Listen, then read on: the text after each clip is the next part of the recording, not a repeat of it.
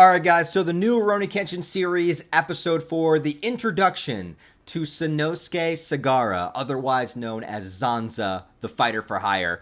One of the best characters in the entire series, and I don't think it's a spoiler because he's all over the opening credits and the promotional art, that he is definitely going to round out our core 4 characters of the main cast of Kenshin, Kaoru, Yayiko, and now Sanosuke. And Sanosuke is quite the character, and we're going to learn a lot about him in the next episode, but let's talk about his introduction here. Also, I want to give the anime absolute credit because there are several things in this episode that really impressed me. Number one, of course, is still them following the manga very accurately. So if you're following along in the manga, this adapts chapters 5 and 6, and it does so very well. Next episode will no doubt be 7 and 8 because they go hand in hand. It's kind of like one big extended sequence. So excited to see the next episode for sure.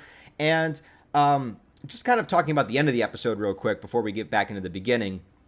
This is one of the first moments where Kenshin kind of has an actual fight, because in all the other instances that we've seen Kenshin display his skills so far in the anime, and the same thing as if you were following the manga, is he pretty much defeats everybody in one attack, because his style of swordsmanship, the Hiten Mitsurugi, is dependent very much on his speed and his accuracy. It's a no bullshit style of swordsmanship. It's quick and efficient as you can possibly be, and Kenshin just lays waste to all of these thugs, these like Yakuza guys or the police swordsman or Gohei, like all these people that think they're tough shit, Kenshin lays out in a second. But Sanosuke is extremely resilient, and he will continue to be. And when it had its the beginning of the fight happens in the final couple of seconds of this episode, so we won't really actually get to see Kenshin and Sanosuke fight until the next episode. But in the moment where Sanosuke attacks, Kenshin evades, and then Kenshin counters, I honestly thought the animation was really, really impressive, at least for that little short sequence. Now, it's not like, you know, up to the par of the 90s series or anything like that yet in my eyes. However, considering this is one of the first moments that we're actually going to see Kenshin, you know, have a legitimate fight against somebody, I was really impressed with just how they animated the like pure intensity of Kenshin's sword swipe and Sanosuke kind of taking it and then taking it and then kind of like being thrown across the screen. You know, there was a lot of high energy, a lot of kinetic energy to it. So if this is a precursor to how the animation is going to look when Kenshin starts getting into like the really big fights coming up later in the series, I gotta say that it makes me pretty excited. Like, it makes me pretty excited to see the potential of what could happen when we see Kenshin, you know, fight other characters as, you know, the story kind of progresses. So really cool. I enjoyed seeing that. This episode also introduces a lot of things that will become important. Sanosuke as a character, obviously. Also the Akabeko, which is the beef pot house restaurant that the characters go to that will kind of be a main staple moving forward. The head waitress that is there named Tai. I also believe she owns the restaurant as well. So, yeah, so Tai will become important along with other characters that are involved with her. So all of that is really important to begin with. And we also get to see Sanosuke's display of skills, but what it means for the characters and what it means for both Sanosuke and Kenshin. And I think it's going to boil down to the main theme of hypocrisy, which I think is really interesting and something that the story of Kenshin deals with a lot, and how people change over time, and how what once reflected a human being of who they were and what they stood for might not necessarily represent who they are now. It's the ability to change your mind. It's the ability to progress in life. It's the ability to be able at any point in time to change your path, right? And so the thing that's very interesting is that Sanosuke, once he gets hired to fight Kenshin, he does a bunch of research on him, realizing that he is actually the Batosai, and he's very, very curious about why this man that committed so many murders and so many assassinations and did so much, you know, killing basically on the battlefield during the war, all of a sudden would decide to throw away his vow to kill. Like, he vows to never kill again, becomes a wanderer, has a reverse blade sword, and now just kind of walks all of Japan. You know, he has become the wanderer. He's become the RUROUNI without anybody kind of ruling him or guiding him. And what is the purpose of that? Why would somebody that's so deeply involved with the imperialists that, you know, brought forth this Meiji era in Japan would suddenly abandon all of it and also choose not to kill? And then you juxtapose that with the hypocrisy of Sanosuke, somebody who adamantly will stand up for people being bullied and harassed and doesn't like to see it, and actually like stands up for people and is a good person in that sense. but also is a fighter for hire, somebody that gets paid to go and beat people up and has the symbol of bad on his back. So Sanosuke is a walking hypocrisy because he tends to want to stand up for people and want to be a good, genuine person, but at the same time, he's walking around with the symbol of bad on his back, basically beating the shit out of people himself. So it's the irony of kind of both characters. So you have this assassin that has decided not to kill, and you have this guy that stands up for people that also is a bully. And so, like, it's just this hypocrisy of the characters themselves, which is really interesting for them to meet this way. But also, I won't spoil anything, but maybe throw a little tease out there for the anime onlys, is that Sanosuke has a real kind of reason to want to take up this fight with Kenshin other than just getting paid. And it very much has to do with who he was before and the side of the war that he fought on. And because Sanosuke shows up and says all of this to Kenshin's face, Yahiko and Kaoru are there. And now Kaoru already knew that Kenshin was the Batosai, but this is the first time that Yahiko is figuring out this information.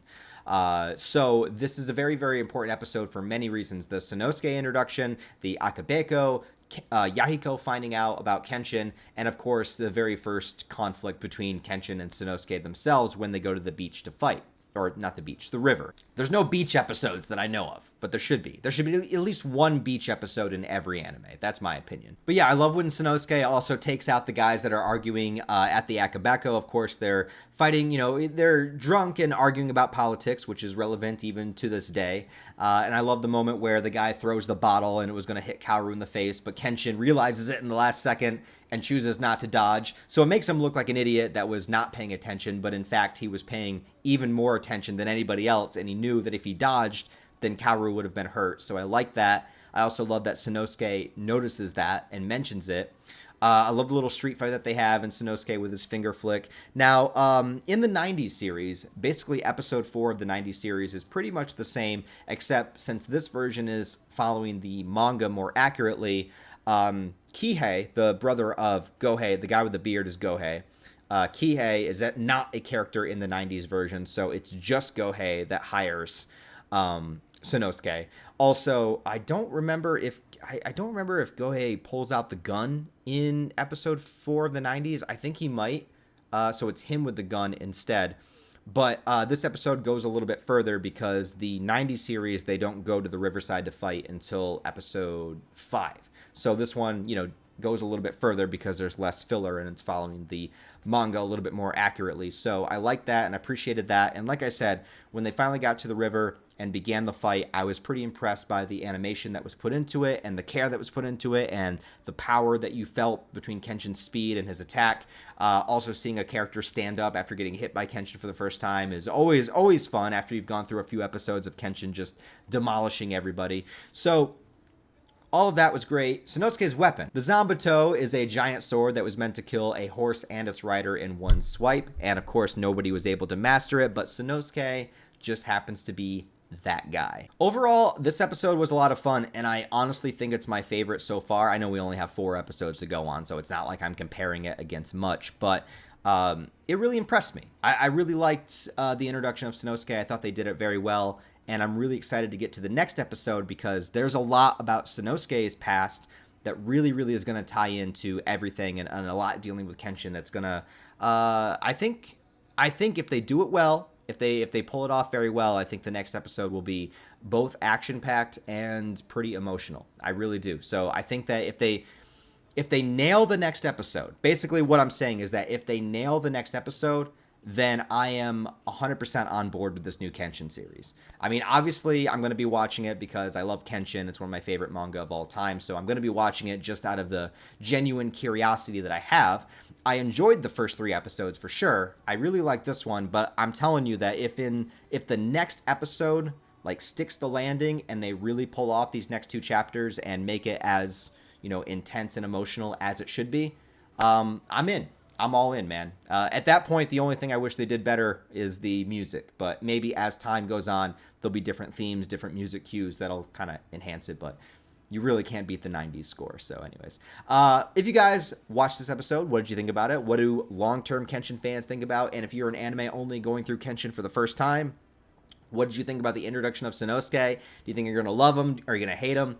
How you feeling about him so far? And would you hire him to beat somebody up for you? I don't know. Maybe don't answer that. Anyways, guys, thanks for watching this video. I appreciate it. Please give it a thumbs up and a comment to help it in the algorithm, because it will really help me out. Also, if you could, go ahead and share it with other Kenshin fans, because I'd love to. I want to keep reviewing every episode of this season, so if we can get more Kenshin fans on the channel, I'd really appreciate that. And if you want to support on a deeper level, I do have channel memberships turned on, Patreon, merch store, link down below, as well as all the various social media links where you can follow me. You can follow my Instagram. I post pictures of my cat, or Twitter, where I rant sometimes. All right, so thanks for watching, guys. I'll talk to you next time.